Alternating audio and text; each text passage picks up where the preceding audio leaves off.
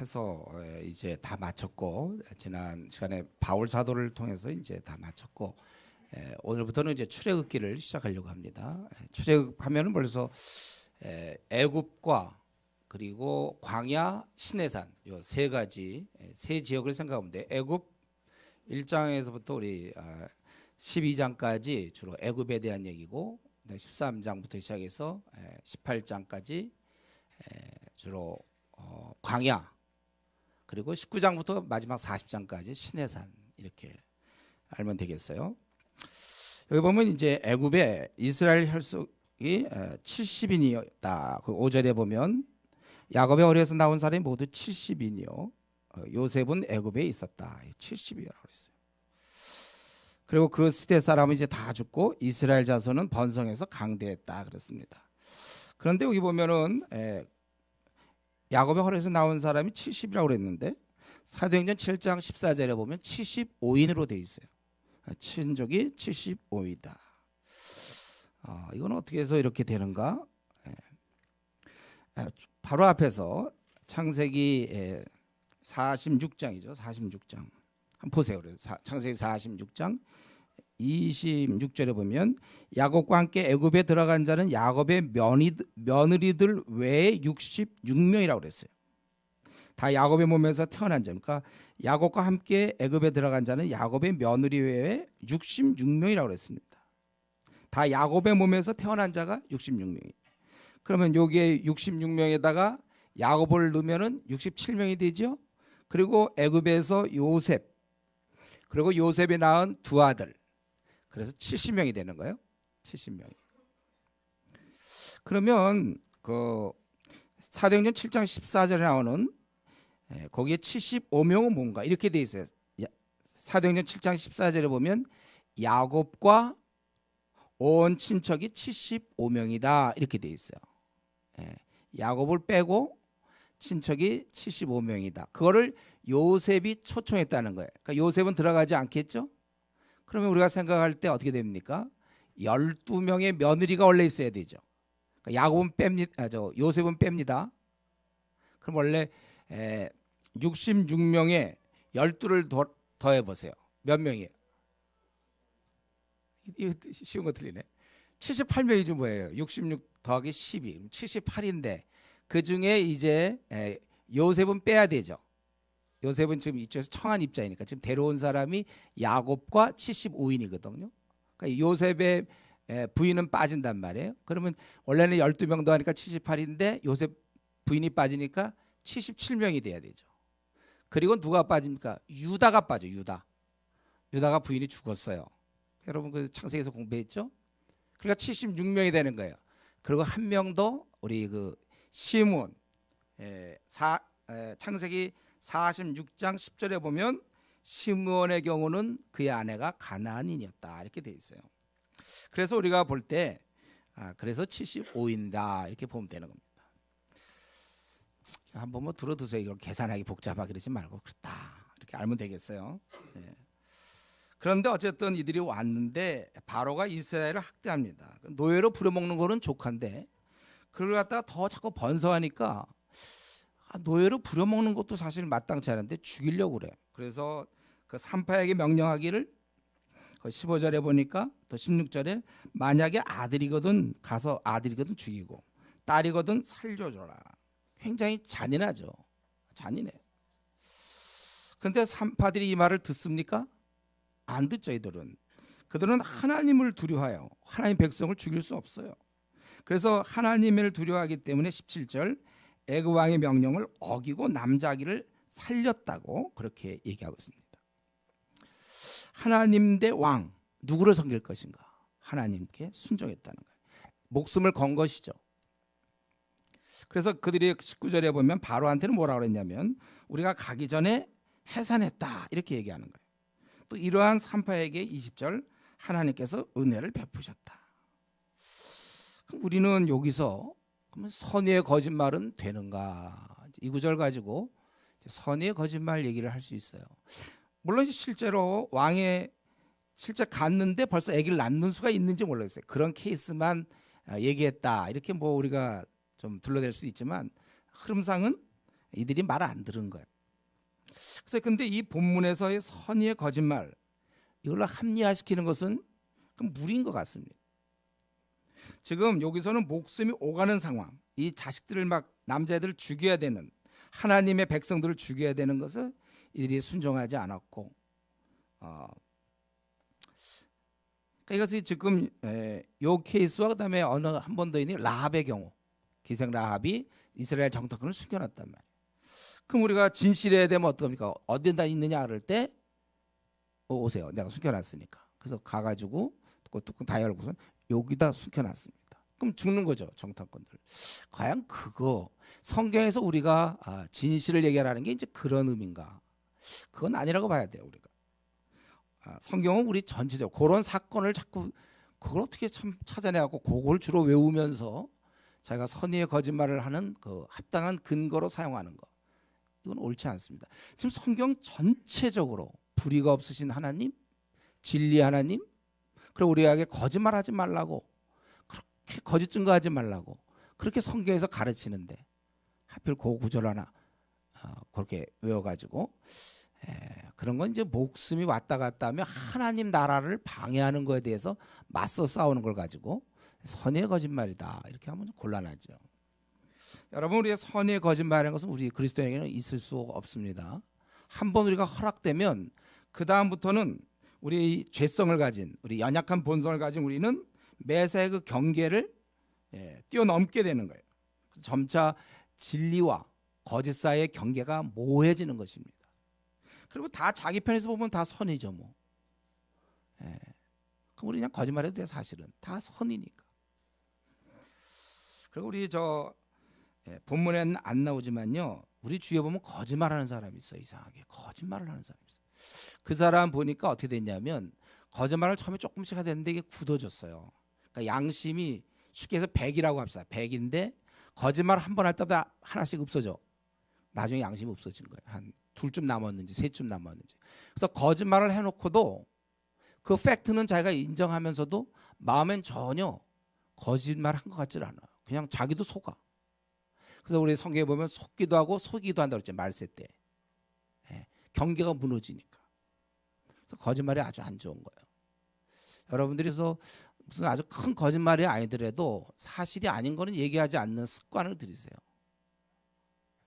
그래 내가 갈게. 그래서 안 가. 그럼 뭐죠? 그것도 앞에다 꼭 갈게. 뭐 꼭 이런. 그리고 안 가요. 전화로 오자. 그래 갈게 내가. 참여할게. 그러고 안 해. 뭐 이유를 하나 대가지고. 벌써 이렇게 갈 마음이 없었으면서 그냥 전화 오니까 그래 내가 갈게. 이러고서 안 가는 거죠. 성도들이야만 이런 문제가 아니라 목사도 뭐 마찬가지죠. 기도하겠습니다. 기도하겠습니다. 그리고 안 하는 경우도 있어요. 문자 날릴 때 보면 거기다가 뭐 그래 잘 지내기를 기도할게. 실제로 기도도 안 하는 경우도 있어요. 다 거짓말이죠, 여러분. 우리가 어떤 가게 가서 뭐 하다가도 문을 안 사면 다음에 올게요. 그럼 정말 가야죠. 갈 생각이 없으면서 한번 제가 설악산 갔는데 거기 어디 차 마시는 데서 이거 좋다고 이제 막 그러니까 다음에 또 오십시오. 그러더라고. 그래서 제가 그건 장담할 수 없습니다. 어떻게 보면 좀 거짓이 간 것 같지만 제가 언제 또 설악산을 갑니까? 아니 그런 정신을 가지라 여러분들. 우리가 말 같은 거 있어서 너무 쉽게 사실이 아닌 말들, 뻔히 그 진실이 아닌데도 그 습관되기 시작하면 안 되는 거예요. 그리스도인들이 거짓말하면 안 됩니다. 마귀는 거짓의 아비죠. 그래서 우리가 에베소서 4장 25절에 보면 어떻게 되어 있습니까? 우리가 새 사람이 되었으니 4장 25절 거짓을 버려라 그랬어요. 우리가 믿고 처음 새 사람이 된 우리들, 제일 새 사람에게 이 거짓은 어울리지가 않아요. 제일 먼저 할 일이 우리가 거짓을 버리는 건데, 거짓은 우리가 너무 어릴 때부터 습관화돼서 제일 어려워 이게. 그 다음에 대표적인 게 그다음에 화내는 거잖아요. 그래서 지금도 성도, 때로는 목사도 있고 아니면 집사들 중에도 화를 내는 사람이 있다니까요. 또 거짓말하는 사람도 있고. 그리스도인들은 이거를 정말 조심해야 되겠어요. 내가 소위 하나님 나라에 아들이요 딸인데 무슨 내 입에 거짓이 어디 있으며 내가 화내는 게 어디 있습니까? 신경질이 어디 있으며 짜증이 어디 있어요? 그리스도인인데. 여러분 우리가 누군가를 잘 알아야 돼. 그리스도인에 걸맞는 그런 삶을 살아야 돼. 그리고 이건 오늘 본문에 안 나오지만 가만 보면 거짓말하는 사람들 그 스스로 자기가 자기를 속이는 것 같아요. 거짓말의 무서운 점이 이게 아닐까 싶어요. 그래서 속기도 하고 속이기도 한다고 그랬잖아요. 양심이 무뎌졌으니까 거짓말하는 사람들. 그래서 제가 이거 뭐 그냥 본이 안 되는 얘기지만 굳이 한다면 혹시 여러분 훗날 사기칠 일이 있을 경우, 그러면 안 되겠지만 사기칠 일이 있거들랑 누굴 시키면 좋으냐면 사기치는 사람을 사기치면 돼요. 이 사기치는 사람들은 항상 늘 사기치다 보니까 진리와 이 거짓, 이 사실과 사실 아닌 데서 막 돌아. 그래서 막 그 모든 게 막 거짓말 같기도 하고 모든 게 다 사실 같기도 하고 그런 사람 사기치면 돼 원래. 그냥 듣고 흘러 넘어가세요 그냥. 그렇단 말이에요. 그러니까 이 사람을 속이던 사람은 자기도 속아. 구분이 안 되니까. 오히려 사기치는 사람들이 우리 사기치기 어렵죠. 우리는 진리와 비진리가 분명하니까. 이제 이렇게 이 산파들이 그러기 때문에 바로는 어떻게 됐습니까? 신경질 났겠죠. 도저히 안 되니까. 그러니까 아예 자기 백성들, 이집트 백성들에게 너희가 많이 본다면, 그래서 22절에 그의 모든 백성에게 명령했다는 거예요. 그래서 이스라엘 백성 중에 아들이 보여진다면 그를 날강에 던져라 이게. 딸이거든 그건 살려둬도 된다 이렇게 얘기했습니다. 아주 더 잔인해진 것이죠. 우리는 2장으로 넘어가야 되는데 한 가지 여기서 넘어가기 전에 우리 산파들의 우리 그 신앙을 좀 살펴볼 수 있죠. 그들은 눈에 보이지 않지만 살아계신 하나님을 두려워했어요. 이게 아주 어려운 거죠. 눈에 보이는 하나님이라면 쉬워요. 우리도 지금 신앙생활 할 때 왜 우리가 왜 미지근합니까? 왜 헤매지요? 안 보이니까. 거짓말하는 것도 안 보이니까. 화를 내는 것도 안 보이니까 하나님이. 담대해지는 거 안 보이니까. 안 보이니까 대충 지낼 수 있지만 이들은 눈에는 지금 바로 왕만 보이지만은 이들은 눈에 보이지 않는 그러나 살아계신 하나님을 두려워했다는 거예요. 절대 권력자 바로 왕의 명령보다 회사의 CEO보다 나의 그 직속 상관의 명령보다는 하나님을 더 두려워한 것입니다. 그래서 자신들은 하나님께 순종한 거예요. 시대마다 이런 사람은 많지는 않아요. 온전히 하나님을 보는 것처럼 섬기는 사람은 사실은 많지 않습니다. 대부분 안 보이는 것처럼 없는 것처럼 생활하니까 굉장히 불성실할 수도 있고, 원래 충성은 작은 것에 충성하는 거잖아요. 큰 것에 충성하는 건 그건 쉽지. 작은 것에 대충 넘어가는 거가 많이 있어요. 우리도 마찬가지예요. 남 얘기하는 게 아니라 우리가 그럴 수 있다는 거예요. 그래서 우리는 이러한 그 산파들의 이런 의연하게 하나님을 보이지 않는 하나님을 쫓는 이러한 모습, 여러분 우리가 이 땅에서 진실로 신앙인으로서 가장 신경 써야 될 것은 보이지 않는 하나님을 보는 것처럼 그렇게 사는 것입니다. 이제 2장에 넘어가면 우리 여기 모세가 출생하고 성장하는데 하나님의 섭리가 이렇게 확 느껴지죠. 부모가 아이를 낳고 3개월을 키웠어요. 쉬운 일이 아니죠. 아기가 우니까, 아기가 그냥 우니까. 그럼 어떻게 키우겠습니까? 근데 3개월을 키우다가 이제 안 되니까 갈대로 만든 그 갈대 상자에 담아서 갈대 사이에 두었다는 거예요. 근데 그 나일강가에 갈대 사이에 두었다. 3절에. 그때 마침 바로의 딸이 목욕하러 왔다가 그 상자를 봤어요. 그 시녀를 시켜서 가져오게 하고 열어보는데 아이가 울어. 그래서 불쌍한 마음이 들고 그 아이가 히브리 사람인 걸 알았어요. 이 이스라엘 사람인 것을 이 바로의 딸이 알았음에도 불구하고 살리는 거. 원래 물에 던질 것도 없이 바로 그쪽에 물이니까 바로 빠뜨리면 되는데 그가 이 히브리 사람의 악이라는 걸 알면서도 살리게 되는 거예요. 그래서 바로 그 누나가 유모를 데려올까 그랬고 데려오라. 그래서 결국은 정말 기적적으로 모세는 엄마의 품 안에서 바로궁에서 이렇게 자라게 된 것이죠. 바로는 이스라엘의 모든 남자를 죽이려 했지만 하필 바로의 딸이 거역하고 이스라엘 남자를 키우게 되고 그가 훗날 이스라엘을 이제 출애굽시키는 인물 모세가 된 것입니다. 우리는 이 2장 1절부터 10절까지 사이에서 우리는 무엇을 느껴야 됩니까? 하나님의 일하심이죠. 이걸 이렇게 하는 건 인간이 할 수 있는 일이 아니에요. 제가 지난번 한번 설명할 때 잠깐 말씀드렸어요. 이런 거는 인간이 할 수 있는 일이 아니다. 그걸 여러분 이거를 보면서 야, 참 우연히 이렇게 어떻게 됐냐. 이게 아니란 말이죠. 여기 보세요. 만약에 이때 바로의 딸이 아니라면, 예. 만약에 그가 히브리인이었다면 아무렇게 도울 수가 없죠. 예, 히브리 사람은. 혹시 근데 바로의 딸, 바로 이집트 사람이라도 워낙 계급이 낮은 뭐 노예가 일하러 왔다가 뭐 봤다. 그럼 어떻게 도와줄 수 있습니까? 가장 높은 바로의 딸이기 때문에 가능한가 이게.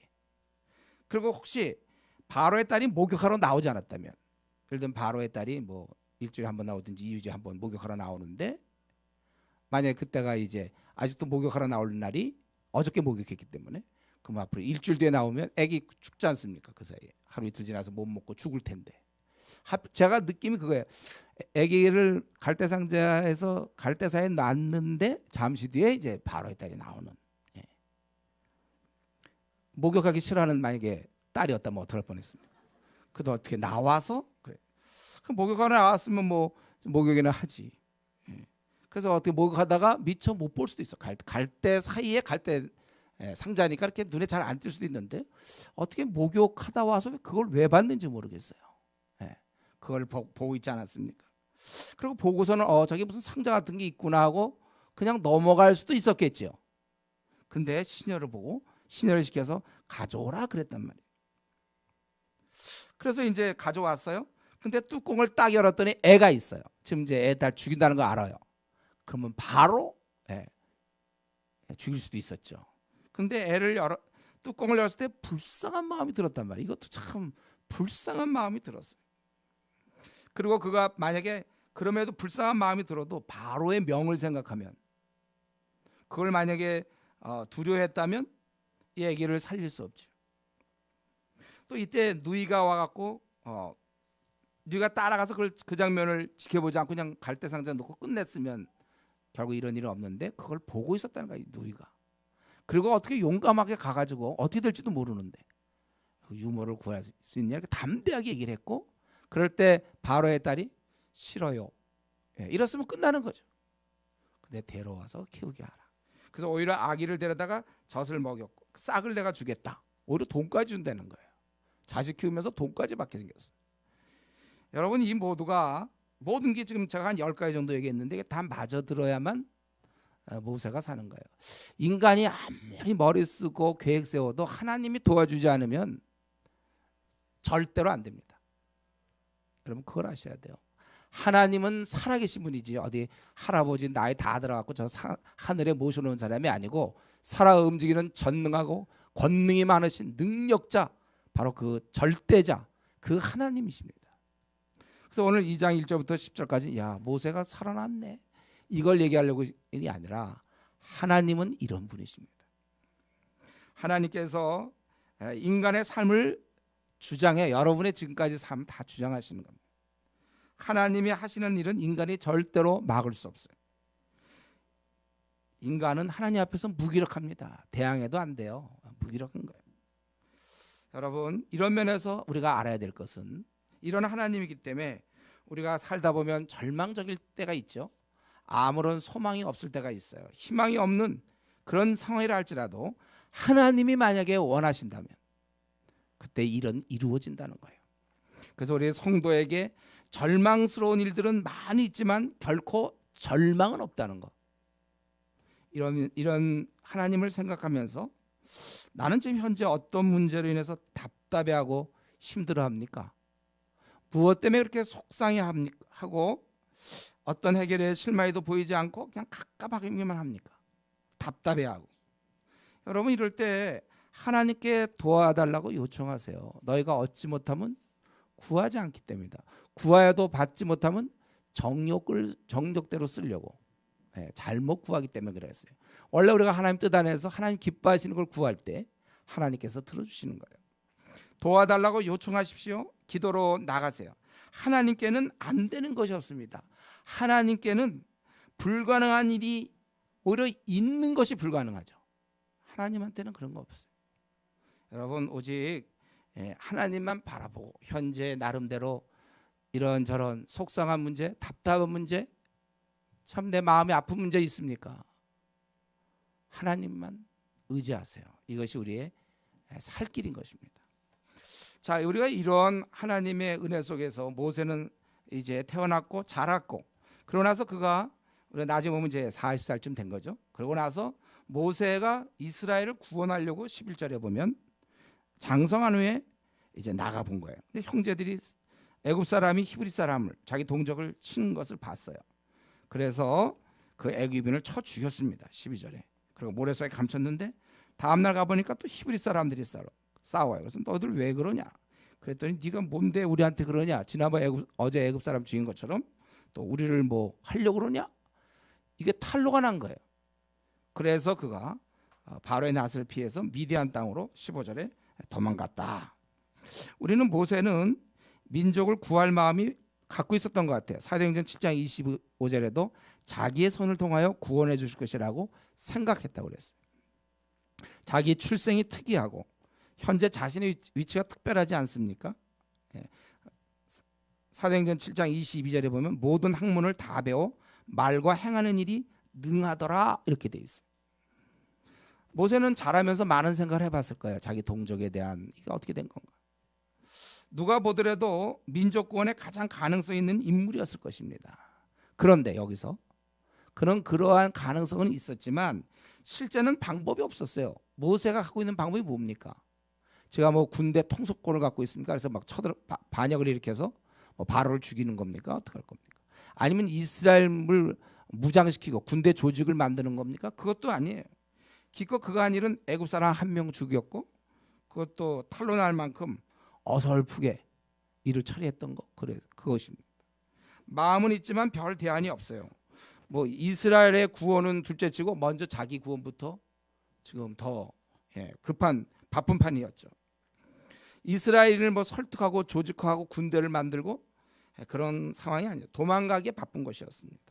그래서 그는 16절부터 마지막 25절까지 이제 미디안 광야에서의 삶이 시작되는 거예요. 거기서 십보라와 결혼을 했고 22절에 보면 게르솜 내가 타국에서 나그네가 되었다.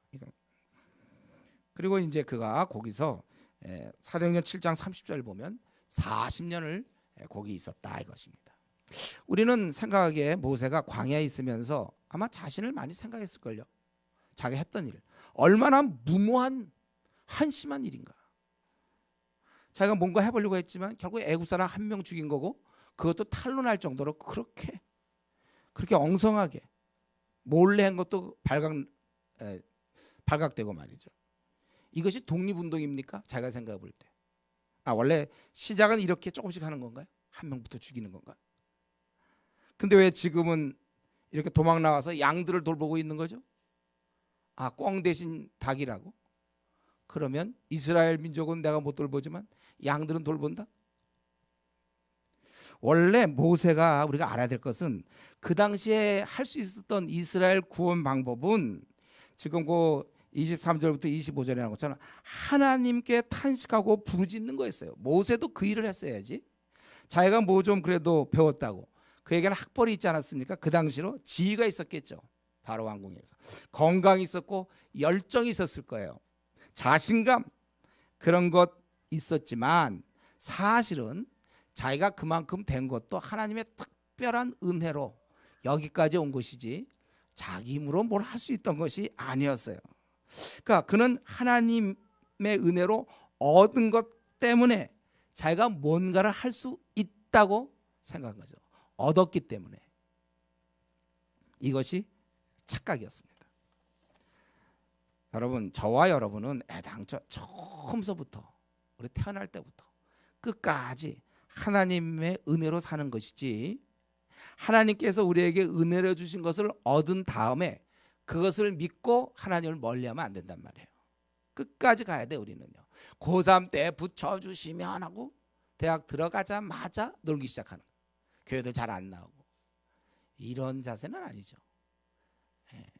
여러분 우리가 자전거 같은 거 어떻게 돼요? 숙달되면 그거는 이제 처음에는 뒤에서 잡아주다가 조금 가면 이제 손 놔줘야 돼요. 숙달되면. 그래서 뭐 자전거 좀 타는 사람들 보면 자기 혼자 타고 지금도 누가 뒤에서 항상 붙잡고 다닙니다. 자전거 탈 때마다 좀 5년째 뒤에서 계속 붙잡아주고 다니까 자기가 이제 어느 정도 숙달되면 뒤에 야, 손 치고 그 달려야 되는 거야. 자전거는 그래야 돼요.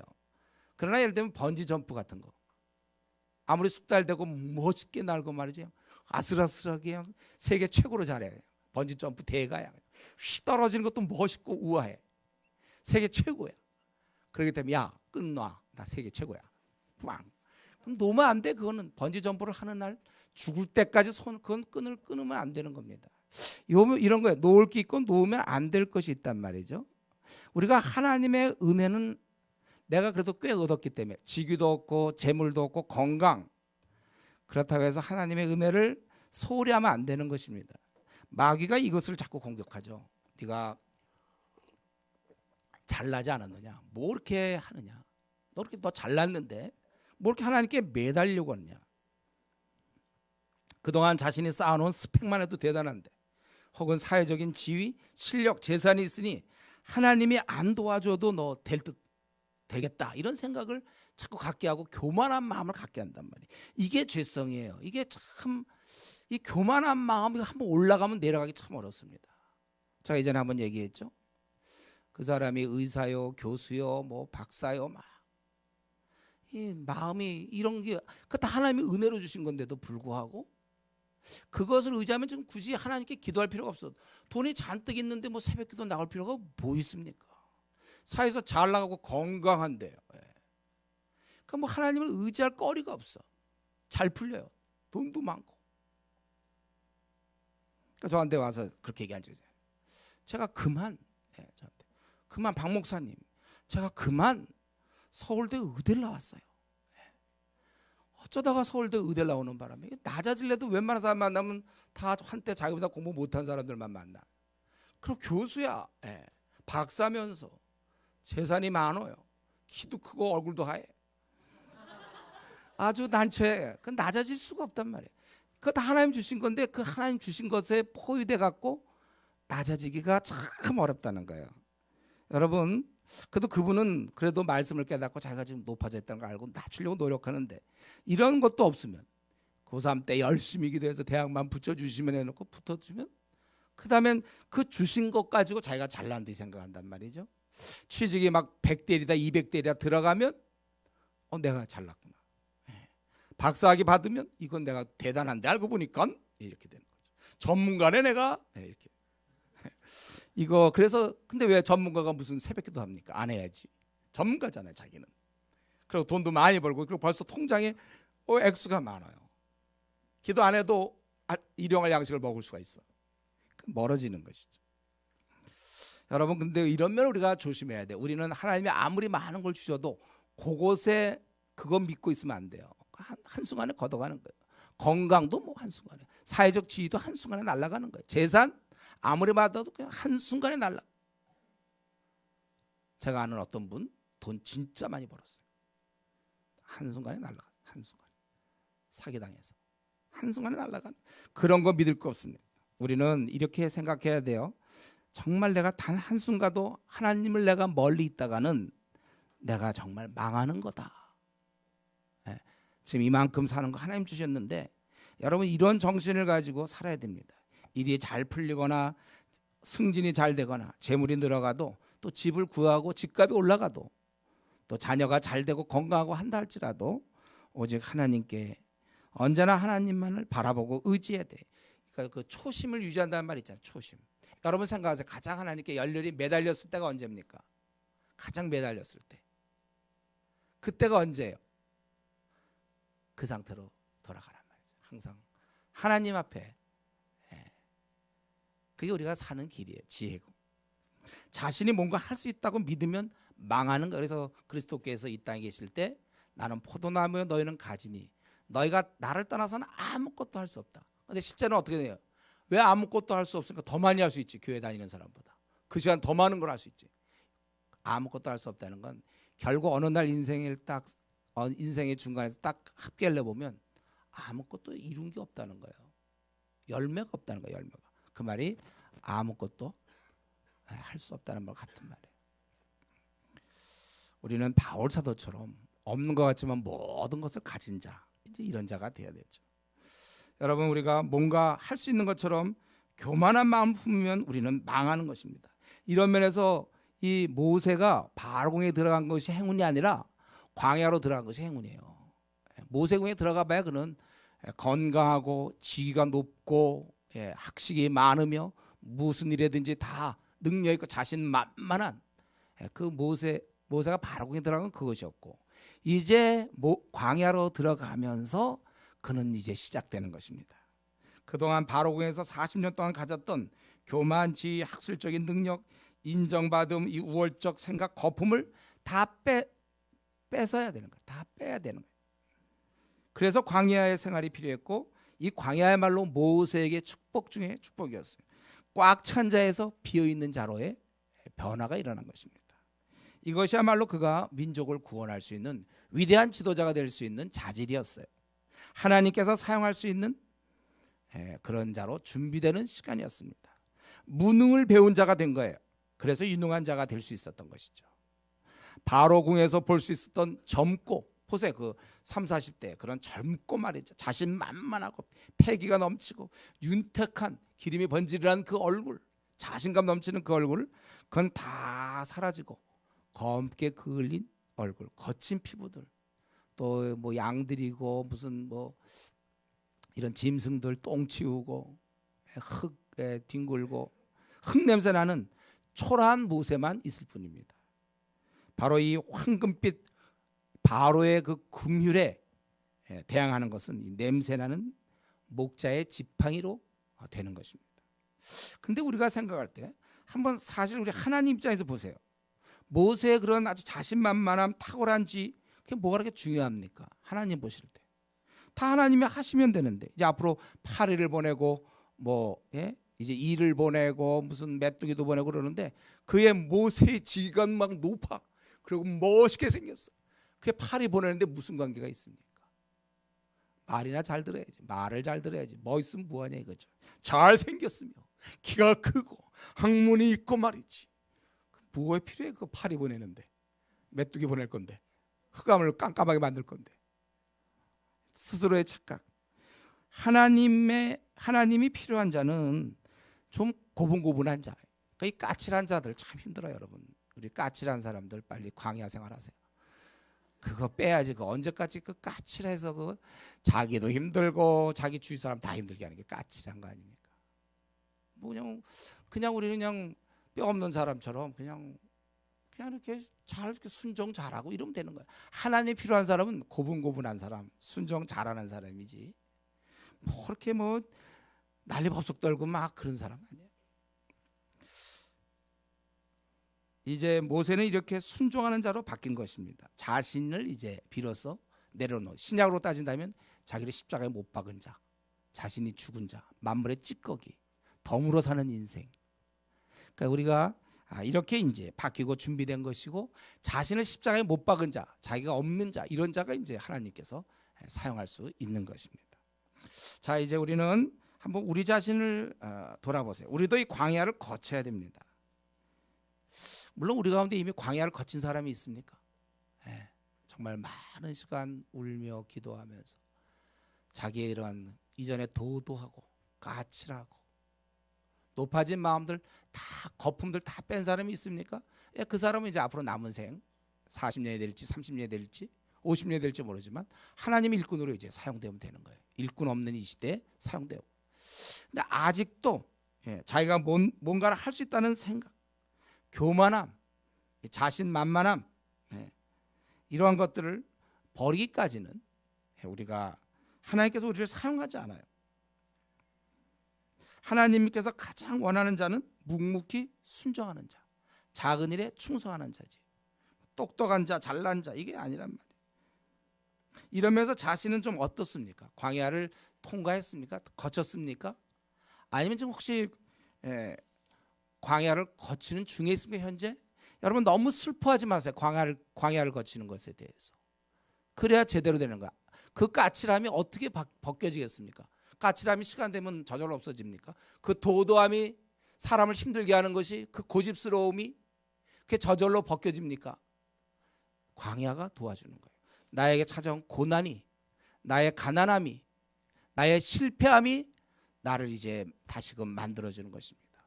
그래서 우리가 환난 중에도 기뻐하나니 환난은 인내를, 인내는 연단, 캐릭터, 우리의 성품을 바꿔버리는 거예요. 그 까칠하던 자가 계속 일이 안 되니까 시험에 자꾸 떨어져 승진 안 되고 뭐 안 되고 그 이제 점점 바뀌어지는 것이죠. 여러분, 우리가 이 광야를 현재 통과 중이십니까? 하나님이 사용할 수 있을 만큼 낮아지세요, 여러분. 확실하게. 그래서 원래 이게 거듭남이 원래 그런 건데 확실히 바뀌어야 되는 거예요. 혹 여러분 가운데 대학 시험에 혹시 떨어졌습니까? 아니면 결혼 문제가 나를 늘 울게 합니까? 올해도 벌써 낙엽 떨어지기 시작하고 올해도 또 한 해가 다가나 아주 속상해합니까? 잠이 안 옵니까? 왜 이렇게 또 취직은 안 됩니까? 또 왜 회사에서 벌써 몇 년째 승진이 안 되고 있습니까? 왜 나의 자녀 문제는 자녀가 없거나 아니면 자녀를 주셨는데도 자녀가 왜 이렇게 약하며 아니면 자녀가 말을 안 듣고 또 아니면 불치의 병 때문에 이 병을 못 고치고 아니면 이러한 재물의 문제로 언제까지 이렇게 가난합니까? 이런 걸 겪으면서 여러분 원망하지 마세요. 이게 바로 나의 광야예요. 이때 훈련 잘 받으세요. 그렇지 않으면 내가 좋은 사람 되기, 칼빈이 얘기한 것처럼 좋은 사람 되기 좀처럼 힘들다고 그랬어요. 고난 없이 좋은 사람 되기 진짜 힘든 거예요. 여러분들이 혹시 그동안 자라온 집에서 어려움이 많았습니까? 부모님의 문제가 있었나요? 또 시험도 많이 떨어졌습니까? 뭐 되는 거 없습니까? 왜 나만 이 모양인가? 은혜인 줄 알아요. 그래야 사람 되니까. 그래야 변화되니까. 그래야 하나님이 쓸 수 있는 무능한 자가 되니까. 우리가 이런 면에 있어서 내가 광야 중이라면 오히려 찬양하세요, 여러분들. 광야에서 찬양. 나는 빚어지고 있다. 나는 이제 제대로 된 인생을 살 것이다. 이 까칠함과 도도함과 자기 잘난 듯한 거 뭔가 갖고 있는 사람은 결코 이 땅에서는 좀 뭐 인정받는지 모르지만 하나님은 그런 자 인정도 안 해줘요. 그럼 쓰지들 않죠. 하나님께서 나를 긍휼히 여겨주지 않으시면 나는 이 땅에서 가장 불쌍한 자요 소망 없는 자라고 깨닫고 있는가. 내 힘으로 이 땅에서 할 일이 아무것도 없다는 걸 느끼되 아주 그냥 철저히 느끼는 게 중요해요. 철저히 느끼는 거. 그래서 하나님만 바라봐야 됩니다. 그리고 아예 뭐 광야도 아니고 광야를 거친 것도 아니고 지금 광야 중도 아니고 아직 그대로 있습니까? 아직 바로궁에 있는 사람들이 있어요. 할 말이 없어요. 제가 바로궁에 있는 사람들 그 까칠함과 그 도도함 눈 뜨고 못 본다니까. 자기가 굉장히 잘난 줄 알지. 하나님 나라에 아무 쓸모없는 사람이에요. 바로궁에 있는 사람들 하나님의 크신 은혜로 속히 광야로 가야 됩니다. 그러니까 이런 면에서 우리 저 모세는 말이죠. 또 싸우던 그 히브리인이 너 지난번에 누가 널 세웠느냐, 너 거기 숨기지 애굽 사람 죽이지 않았냐. 이 말은 참 그 사람 굉장한 사람, 그 사람 덕분에 도망갔잖아요. 모세가. 그 사람 계속 바로에서 폼 잡고 한 명씩 죽일지 모르고 이제 그랬는데 대안도 없이 괜히 혼자 뭔가 할 것처럼. 여러분 우리가 사실 그 모세가 원래 쓸 수 있는 방법은 그 23절에서 25절에 있는 것처럼 그냥 하나님께 울부짖는 거지. 자기가 무슨 그까지는 학식 좀 있고 뭐 그거 있다고 그래. 자기가 하나님께 울부짖는 사람이 됐어야죠. 여러분 어쨌든 우리가 혹시라도 내가 높아진 마음이 있는가, 그 까칠한 거 있는가, 교만한 마음이 있습니까? 다 내려놔야 됩니다. 정말 그거 쓸모없는 거예요. 그래서 나는 정말로 하나님 앞에 그거 다 내려놔서 나는 하나님 정말 나는 쓸모없는 자입니다. 제가 할 수 있는 일이 뭐가 있습니까? 하나님 은혜 없으면 나는 아무것도 할 수 없는 자입니다. 나야말로 그야말로 무능한 자라는 이 고백, 이게 입에서 나와야 돼요. 이렇게 될 때 비로소 하나님과 함께 할 수 있고 하나님께서 우리 인생을 써주시고 그때부터 내 생은 카운트 되는 거예요. 그때부터 열매가 시작되는 겁니다. 그 전까지는 바로궁에 있을 때나 광야에 있을 때는 아무 소용없어요. 거치고 난 다음에 완전히 비운 자가 될 때, 완전히 하나님 앞에서 무능을 배웠을 때, 그때부터 그가 움직이는 곳마다 열매가 생기는 것이고 비전이 그때 생기는 거예요. 비전이. 이런 바로궁에서의 비전은 없어요. 자, 오늘 우리 이 말씀을 이제 마쳐야 되겠는데, 우리 모든 성도는 모세처럼 철저히 낮아져서 이 하나님이 사용하기 좋은 일꾼으로 말랑말랑하게 잘 빚어져야 됩니다. 그래서 남은 생을 우리가 잘 쓸 수 있는 거예요. 이렇게 딱딱한 내 몸, 내 마음, 내 정신 갖고는 절대로 하나님이 쓰지도 않거니와 주위 사람에게 아무런 유익도 주지 못하는 것입니다. 그동안 하나님이 다 주신 은혜인데 좋은 대학, 좋은 뭐 직장, 좋은 건강, 뭐 하여튼에 좋은 남편, 좋은 아내, 좋은 자녀, 하여튼에 다 하나님이 주신 것인데 주신 것 그 부분을 주셨다는 것을 망각하고 내가 지금 이 얻은 것처럼 내 힘으로 혹시 내 안에 높아진 마음이 있다면 오늘 이 아침에 다 내려놓으세요. 그거 갖고 안 됩니다. 이 시간 우리 주님 앞에 나가야 됩니다. 그 모든 거품을 다 걷어내달라고. 그런 의미에서 오히려 지금 고난이라면 감사하게 생각하세요. 이걸 통하여 내가 나의 거품과 높아짐을 다 내려놓을 수 있구나. 그래서 하나님 앞에 정말 하나님이 쓸만한 그런 낮아진 자로서의 앞으로 남은 생 살게 해달라고 그렇게 간구하는 우리 성도님 되기를 바랍니다. 기도하겠습니다. 한번 이 시간에 다른 사람 생각하지 말고 정직하게 하나님이 나를 볼 때 어떻게 보실까? 나는 정말 광야를 거친 자답게 살고 있는가? 아니면 내가 현재 광야 중이라면 나는 정말 하나님께 감사해야 돼. 나의 이것을 빼주는 거구나. 감사해야 될 거야. 아직 내가 바로궁에서 아직도 머물고 있다면 참 그거야말로 얼마나 불쌍하고 안 된 것입니까? 나를 불쌍히 여기서 자기를 하나님 나는 아직도 바로궁에 있습니다. 하나님 나를 제발 좀 불쌍히 여겨주십시오. 내 생이 얼마나 남았다고. 앞으로 50년 더 삽니까? 60년, 40년, 30년. 주여 나로 하여금 하나님 쓸만한 일꾼 되게 해주십시오. 무능을 터득한 사람이 되게 해주십시오. 이 시간 같이